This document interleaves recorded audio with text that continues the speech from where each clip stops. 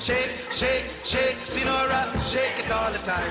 When you add a shake of Frank's Red Hot, you open a world of better. A world where wings bring out the flavor of game day any day, and where buffalo chicken dip takes any party up a notch. It's the perfect blend of flavor and heat. Frank's Red Hot. I put that on everything.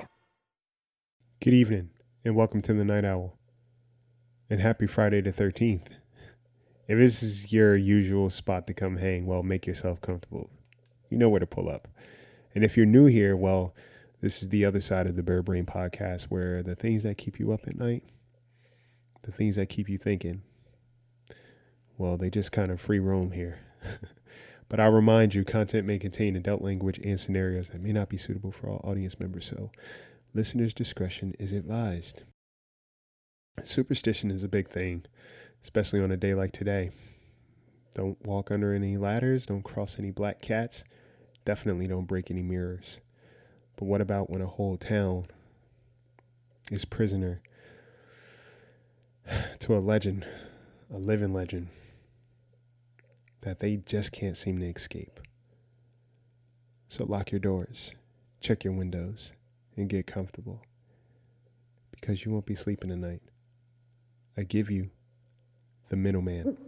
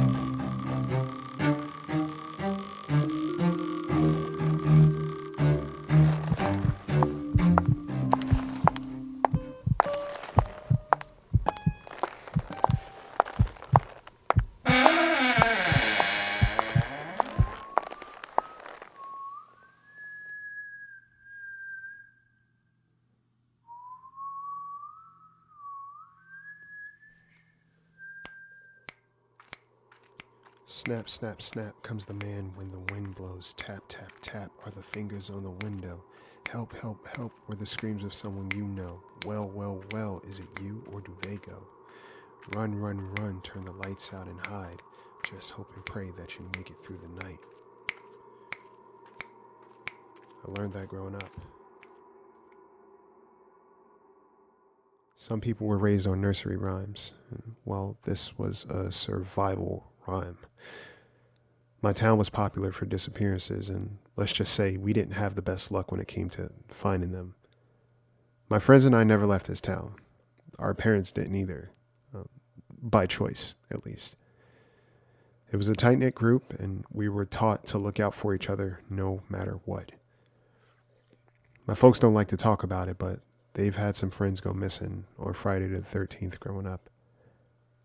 I had young parents, so I vaguely remember the nights they came home from wherever, and my grandparents were watching my siblings and I. But there was one night they came home. I mean, I didn't know what was happening. They just told my siblings and I we were playing a game and had to go hide and be very quiet until they said to come out. We hurried upstairs, and I was a little older, so I remember a little bit more. All the adults looked worried, even my grandparents, and nothing scared my grandpa. But this night, it felt different.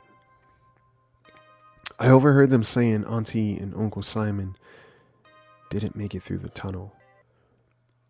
They lived down the street from us at the time. They were our neighbors, but they were our aunt and uncle. Their son Richie was raised by his aunt and uncle since they never came home that night. They found Uncle Simon's varsity jacket, and that was about it. Our town was connected to the outer banks of town. There was a tunnel that led to the town center. And let's just say not everyone makes it back. And while I don't know the full story, something bad definitely happened that night. There was a town center that everyone hung out at on weekends, and there was a movie theater, ice cream parlor, town pub, and a bowling alley.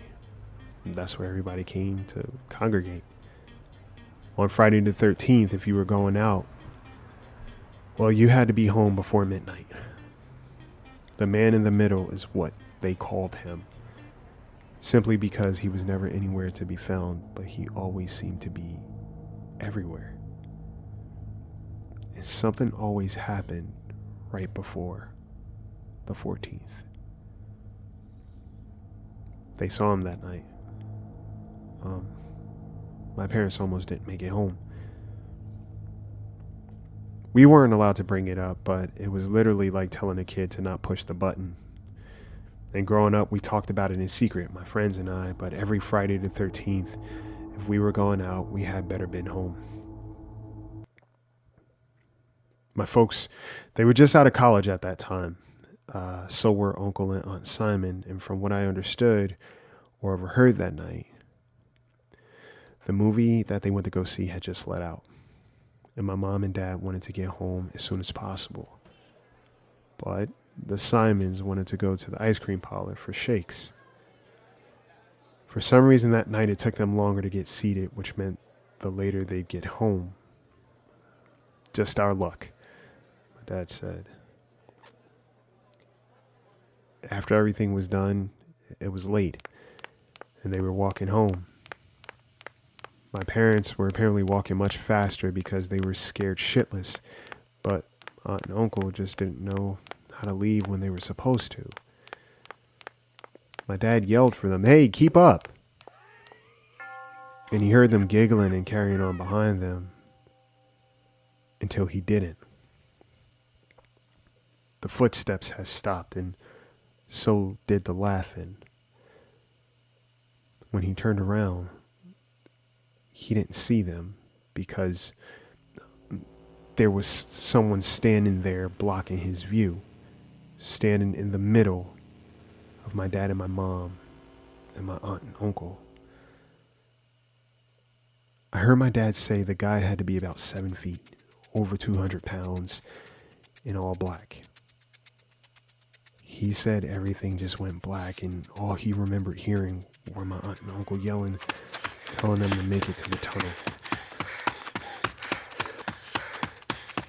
Richie, their son, didn't hang out with us because he grew up being told that my folks left his folks to get taken. I didn't blame him. I'd probably feel the same if it were my parents. That night while we were hiding, I heard something else. After my parents told us to hide, they all hurried up the stairs to hide with us. It was pitch black. The wind was blowing. And my mom said, "Never answer any knock." When I heard the taps on the window, I knew not to answer. I knew to be still and be quiet. My siblings, they fell asleep, so they didn't care. But I remember resting on my dad's chest and his heart beating so damn hard. My grandparents, they held on to my siblings, and I heard the taps again. Then I heard a doorknob turn on the front door, but it was locked. Snap, snap, snap comes the man when the wind blows. Fast forward, my friends, they were pressed about going to the movies tonight. And I could use a night out, so I obliged. "I want you home right after the movie," my dad said. We were going to go to the parlor after. Not tonight. Then I realized what today was. My friends and I, we forgot. I mean, at this point, it just seemed like an urban legend versus anything real because nothing ever happened to us. But as I tell you this story, I can say, well, we got to the theater. Everything seemed to be going smoothly, but the projector kept messing up. There was just the 6 of us. In this empty theater, and at one point the theater went pitch black. but I could have sworn I saw someone moving in front of the exit sign, standing there watching us. After about what felt like an hour, the usher came in. He told us they couldn't get the projector working. Just our luck. I texted my folks to tell them what happened and that we were just going to go get food. It was empty tonight, and we got our food pretty quickly, and everything was going swimmingly. And then I noticed a few missed calls. We all did. 911, my dad texted me. I called back. Said, hey, we're finishing up. We'll be home. He asked, is Richie with you by any chance? He cut me off and he sounded panicked. No, I haven't seen him. He said, I need you all home now. Your mom and I will be home soon. We paid and we decided to head home. My bro and sis were curious to what happened, and I just told them we had to get home. And my buddies, they were kind of worried too. Something happened to Richie, one of them said. We'd invite him out sometimes, but he always declined. And again, I don't blame him. But knowing that something happened has me worried. We were getting to the end of the tunnel connecting us back home when it felt like someone had been following us the entire time. We weren't wrong either. He was just standing there at the far end of the tunnel watching us. We ran, and I told my siblings to just keep running and not to look back. I could have sworn I heard Richie yell for help from the tunnels, but I don't know. I couldn't be sure. I was so fucking scared. My friends, they made it home, and we had a little to go, but I told them to just keep running and don't stop. When we finally got in, I told them to go upstairs. I closed the door and I turned out the lights, and we hid. I heard the taps. I heard the knocks. I heard the door open downstairs. And I heard someone walking around downstairs. Then I heard someone coming up the stairs.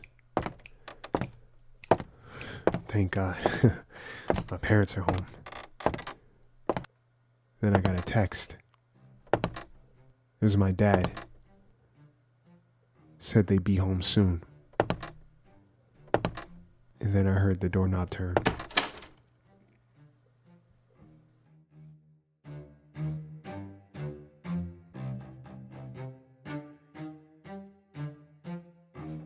So there you have it. Stay tuned for another episode next week to keep you up at night. And in the meantime, if you like what you're listening to on this podcast, and you want to help the podcast, and you want to tell people what you like about the podcast, leave a review, leave a comment, or become a Patreon supporter or Apple subscriber. Subscribers get ad-free content, bonus episodes, and some merch. So go ahead and sign up. The link is in the bio description of this episode. Take care of yourselves. Take care of each other. And sleep tight.